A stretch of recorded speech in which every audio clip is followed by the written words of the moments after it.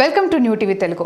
మాజీ మంత్రి వైఎస్ఆర్సీపీ నేత కొడాలి నానికి షాక్ తగిలింది. గుడివాడలో ఆయనతో పాటు పలువురిపై పోలీసులు కేసు నమోదు చేశారు. ఆయనపై మాజీ వార్డ్ వాలంటీర్లు పోలీసులకు ఫిర్యాదు చేశారు. తమకు వేధించి కొడాలి నాని తమతో బలవంతంగా రాజీనామా చేయించారని ఆరోపించారు. మాజీ మంత్రి కొడాలి నానిపై కేసు నమోదైంది. ఆయనతో పాటుగా సన్నిహితుడు శశిభూషణ్ సహా మరో ముగ్గురుపై కేసులు ఫైల్ చేశారు. ఎన్నికలకు ముందు తమతో బలవంతంగా పదవులకు రాజీనామా చేయించారని వాలంటీర్లు గుడివాడ పోలీసులకు ఫిర్యాదు చేశారు. దీంతో కొడాలి నానితో పాటుగా ఆయన సన్నిహితులు మరో ఇద్దరిపై కేసులు నమోదు చేశారు పోలీసులు. మరో ఇద్దరు వైఎస్ఆర్సీపీ నేతలపై 447, 506 ఐపీసీ సెక్షన్ల కింద పోలీసులు కేసు నమోదు చేసినట్లు తెలుస్తోంది. వార్డు వాలంటీర్గా కొన్ని సంవత్సరాల విధులు నిర్వహించానండి.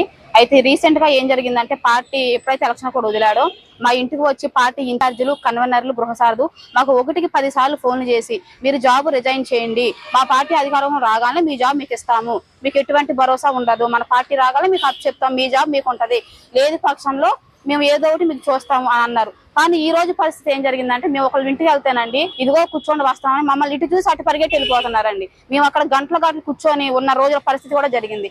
మాకు ఇట్లా వైసీపీ కార్యకర్తలు మాకు అన్యాయం చేసి బలవంతంగా మాతో రాజీనామా చేపించారు. దానికోసం అని చెప్పి ఈ రోజు మేము గౌరవనీయులైన ముఖ్యమంత్రి అయిన నారా చంద్రబాబు ఒకటే చెప్పదలుచుకున్నామండి.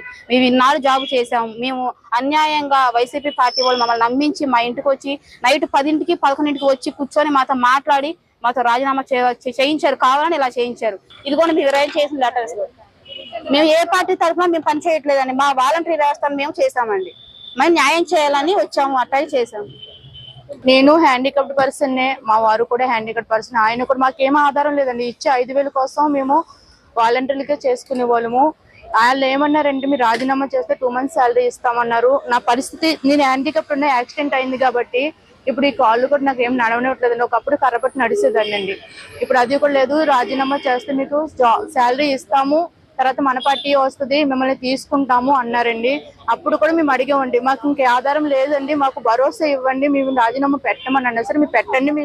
మరోవైపు కొడాలి నాని తాడేపల్లి జగన్ నివాసంలో జరిగిన వైఎస్ఆర్సీపీ సమావేశంలో పాల్గొన్నారు. అక్కడ చర్చించిన అంశాలపై మాట్లాడారు. చంద్రబాబు ఎన్నికల్లో దొంగ వాగ్దానాలు ఇచ్చి అధికారంలోకి వచ్చారని మండిపడ్డారు కొడాలి నాని. విశాఖలోని ఋషికొండపై టీడీపీ తప్పుడు ప్రచారం చేస్తుందని ధ్వజమెత్తారు. ఎన్నికల్లో హామీ ఇచ్చిన సూపర్ 6 ఎప్పుడు అమలు చేస్తారో చెప్పాలని కూటమి ప్రభుత్వాన్ని ప్రశ్నించారు. నిరుద్యోగులకు ఇస్తామన్న 3,000 ఇవ్వాలన్నారు. తాడేపల్లి సీఎం క్యాంప్ కార్యాలయంలో విజిటర్స్ కోసం ఏర్పాటు చేసిన ఫర్నిచర్ పై తప్పుడు ప్రచారం చేస్తున్నారని, ఇకనైనా అసత్య ప్రచారాలను నమ్మొద్దని కోరారు. చంద్రబాబు ఇచ్చిన వాగ్దానాలను పక్కదారి పట్టించడానికి టీడీపీ నేతలు రోజుకో డ్రామా ఆడుతున్నారని విమర్శించారు. ఋషికొండలో భవనాలు ప్రభుత్వ ఆస్తి, వైఎస్ జగన్వి కావని తెలుసుకుంటే మంచిదన్నారు. వీఐపీల కోసం భవనాలు కడితే రాద్ధాంతం ఎందుకని ఎల్లో బ్యాగ్ చెప్పేవన్నీ అబద్ధాలే అని అన్నారు. ఆ ఫర్నిచర్కు ఎంత అవుతుందో చెప్తే ఇచ్చేందుకు సిద్ధమని ఇప్పటికే సమాచారం ఇచ్చిన అంశాన్ని గుర్తు చేశారు. అలాగే రాష్ట్ర వ్యాప్తంగా టీడీపీ చేసే దాడులకు భయపడేదే లేదని కొడాలి నాని అన్నారు. కోడేశ్వర ప్రసాద్ గారు అసెంబ్లీలో ఉండాల్సినటువంటి ఫర్నిచర్ని తీసుకువెళ్ళి ఎక్కడేసాడు? ఆయన బైక్ షోరూమ్లో వేసుకున్నాడు. అసెంబ్లీలో ఉండాల్సినటువంటి ఫర్నిచర్ బైక్ షోరూమ్లో వేసుకుంటే వాడిని దొంగ అంటారు.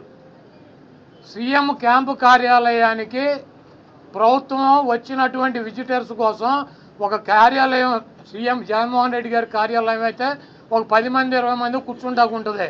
ఒక ముఖ్యమంత్రి కార్యాలయం కాబట్టి అక్కడ అదనపు వసతులు కావాలని చెప్పి ప్రభుత్వం కల్పిస్తుంది.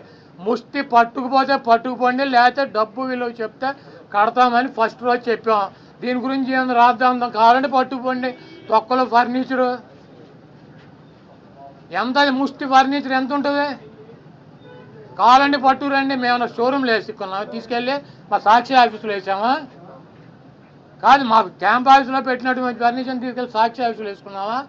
దొంగ అంటే అసెంబ్లీలో ఉండాల్సినటువంటి ఫర్నిచర్ని తీసుకుని బైక్ షోరూమ్, నీ సొంత షోరూమ్లు వేసుకుంటే వాడిని దొంగ అంటారు. అంతేగాని క్యాంప్ ఆఫీసులో ఇచ్చినటువంటి ఫర్నిచర్ క్యాంప్ ఆఫీసులో ఉంటే దానికి కావాలంటే డబ్బు కడతాం, లేదంటే ఫర్నిచర్ తీసుకుపోమని చెప్పాం. దానికి దొంగ. ఇవన్నీ పనికిరాని మాటలు. ఋషికొండ ఫర్నిచరు, దాడులు, కొడాలి నాని టార్గెట్, జగన్మోహన్ రెడ్డి టార్గెట్, ఇక్కడ పోలీసులు తీసాం, ఇవన్నీ సొల్లు పురాణం. మీ చేతనేం చేసుకోండి, నో ప్రాబ్లం. మీరు సూపర్ 6లో పెట్టినటువంటి వాగ్దానాలనే మీరు ఎప్పుడు అమలు చేస్తున్నారో చెప్పాలి. జగన్మోహన్ రెడ్డి గారు తరఫున మేము అడుగుతున్నాం, వైఎస్ఆర్ కాంగ్రెస్ పార్టీ తరఫున. చంద్రబాబు నాయుడు అమలు చేసే బాధ్యత నాదని చెప్పి పవన్ కళ్యాణ్ గారు కూడా చెప్పాడు. కాబట్టి ఇవన్నీ సొల్లు పురాణాలు వద్దు, మీరు చేతనేం చేసుకోండి, నో ప్రాబ్లం.